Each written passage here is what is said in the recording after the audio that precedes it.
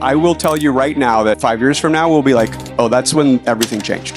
We had at one point like 118 railroads, and then there was 4. Same with airlines, same with oil companies. Compass announced they were acquiring Anywhere.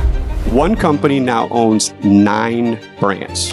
A little private equity company called Stone Point bought Keller Williams. And in slow motion, it doesn't feel like anything's changing. Anytime there's change, there's opportunity. But 2025 was a transformational year in real estate that we will look back in the rearview mirror. I've been in real estate for a long time. One of the things about REO is people said, 2008. Like 2008 wasn't the bottom. 2008 was when the party ended. Do people remember the exact bottom? It depends on the part of the country you're in, but it was either 2010, 11, or 12, right? Where you could actually on a chart see that. I will tell you right now that 2025, 5 years from now, we'll be like, oh, that's when everything changed. And I will tell you in 2026, people are going to go, you guys are exaggerating. If you study history, which is probably the best teacher we can look at, you can see pattern recognition. So if you guys follow Tony Robbins, like one of the skills of an entrepreneur is to start recognizing patterns. And that's the one part about life that's non-negotiable. Like I can read all the books I want. I can tell my son not to do something. He still has to go do it, to experience it, to learn. And so if you look at American history, business sectors can be completely fragmented for hundreds of years, 50 years, 100 years, and then they're not. The Gilded Age, late 1800s, Industrial Revolution, we had at one point like 118 railroads. When westward expansion blew up and people started pulling minerals out of the ground, and then there was 4. Same with oil companies, same with airlines. Who's old enough to remember we used to have like 20 airlines in this country? How many healthcare companies do we have? And by the way, what I'm saying isn't good or bad, it just is. And that's when industries mature. And so what happened in 2025? A little private equity company called Stone Point bought Keller Williams. They bought a little company called Corelogic. And oh, by the way, they also own Lone Wolf. So that all happened in Q1 of 2025. Like I shared that story. That was my message at Build Cabo. Yeah. Because it just happened like 10 days before. And then 2025 said, hold my beer. And then what happened next, guys? Rocket bought Redfin. That was the best trade of 2025. CoStar bought homes and spent $1 billion on ad spend last year. Did you guys know that? You know what the revenue off that was? $70 million. Ooh. Yeah.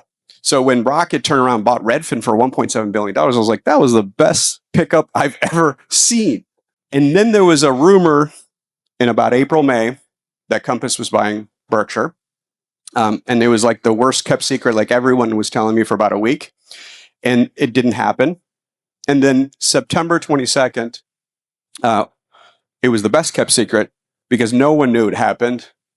Compass announced they were acquiring Anywhere. So first of all, does everybody know what Anywhere was or is, right? It's a holding company. If you've ever heard of a company called Unilever, like they're the holding company of all consumer products. They own Ben & Jerry's, Dove, all kinds of stuff. There was one of those in real estate. It started as Sundant in the 90s and it became Realogy and then it got rebranded to Anywhere. But that single company owned Corcoran, Sotheby's, ERA, Century 21, Coldwell Banker, Better Homes and Garden. Did everybody know that? Yep. So Compass announced on September 22nd that they were buying that company. And that closed about a week ago. Now that's referred to as Compass International. So first of all, like, I want to say this loudly, like, huge congrats to Robert Reffkin.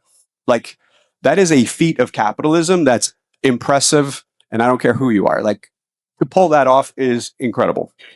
But I got a call from CNN yesterday, and they wanted my opinion, and I think they were expecting me to have a different thought process. But what I said is, like, the work starts now. Now you're going to integrate all that. And so one of the things that I would advise all of you to do, if you really want to know what any of us really think, listen to our earnings calls, which I'll give credit to this man because he actually does. Anytime there's change, there's opportunity. One company now owns 9 brands. So the 6 they had, plus Compass, Christie's, and at properties. Control equals money. The money will show up if you have the deal. You're the most important person in the room if you have the best deals. Not the people with the money. Yesterday, I closed the deal for $11.35 million. That was a truck driver. It took me 15 times to pass the exam. On my 4th year in real estate, I was number 8 in the world at all Century 21s worldwide. Don't get into commercial real estate. It's too difficult. You're not going to understand that. And that's what motivated me, because the guy that told me was the broker. There's such a avalanche of opportunities. My life changed when I stopped viewing other agents as competition, but instead viewed them as collaborators. So Louis, you specialize in commercial real estate.